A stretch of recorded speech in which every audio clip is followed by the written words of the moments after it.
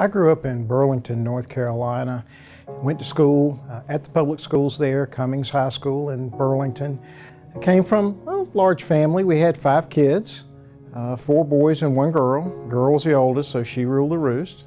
But a group that was very dedicated to education. My mom and dad wanted to make sure that all of their children had a university education. My brother, who went to Appalachian State, was only a grade ahead of me in school.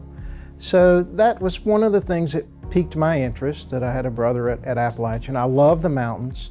I was very involved with the Boy Scouts, and I'd been in the mountains a lot and had a real affinity for the place. And I went and visited when my brother was there, and I fell in love with Appalachian State. I just fell in love with the place, and although I was accepted at some other universities, I chose Appalachian State. I grew up in a family that had lots of political discussions and were engaged in discussing public policy, and I think that drove my interest. But I always had an interest in public policy. On campus, I was involved in student government. I was an off-campus student senator for several years, and was actually President Pro Tem of the Senate one year, and decided that I would major in political science and the social sciences, both at the undergraduate as well as the graduate degree. The reason why I stayed for graduate school, I had applied for graduate school at Duke University and at Florida State. I was accepted at both and accepted at Appalachian State for graduate school.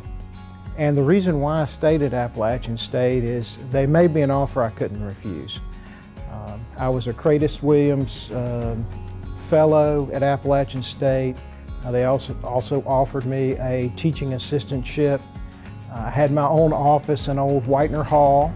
But I'll tell you that what really kept me at Appalachian State more than anything were my professors.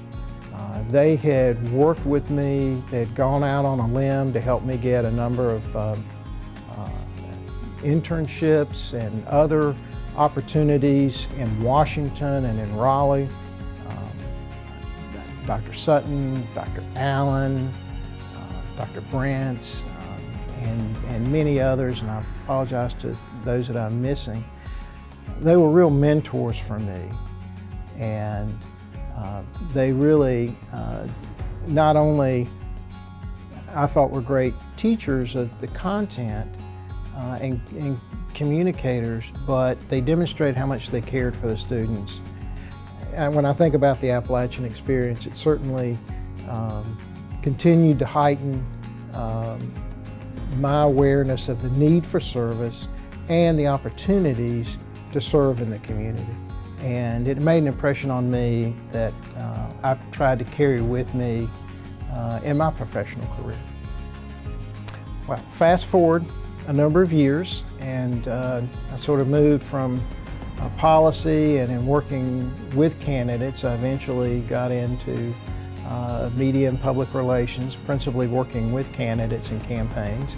And then that old public policy itch sort of resurfaced, and I had an opportunity to run and to win a seat in the North Carolina House. So for the last, I've won 6 elections, so for the last 11 years now, I have been here in the North Carolina House, principally starting out working on some transportation policy, some general policy issues, healthcare policy, and just have had an opportunity to move up so that now I'm the senior chair of the Appropriations Committee. And we, of course, work on the House's version of the state's budget, around $22 billion budget. And of course, there's lots of people to negotiate with in the House, and then between the House and the Senate, and between the General Assembly and the governor as well. You have to work with so many people in attempting to craft public policy. You have some very divergent views. You have to have a great deal of patience. You have to be persistent in what you're looking at doing, and occasionally you get rewarded when a bill gets passed or a provision becomes enacted that you believe helps the citizens of North Carolina, or certainly help some group of citizens in North Carolina, and that's really rewarding. Well, as I say, I fell in love with Appalachian State, and I'm still in love with Appalachian State. It's the friendships, what I gained as a student, and the university experience, I just believe was second to none. I wouldn't trade it for anything.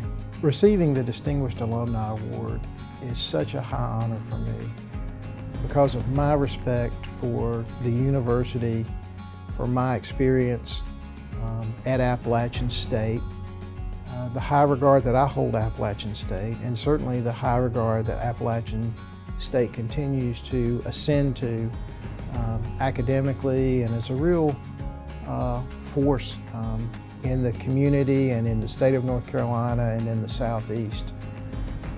To be able to say that I'm a distinguished alumni of Appalachian State University is certainly a highlight for me as a career and as a former student at Appalachian State. I couldn't think of a higher honor than to be considered a distinguished alumni from Appalachian State. And I believe it's something that I will try to live up to even more so in the future, so that any example that I have, what I can contribute here in the state of North Carolina, will reflect positively on Appalachian State and the confidence that the university has shown in me and what they've given me to be able to have a very successful career.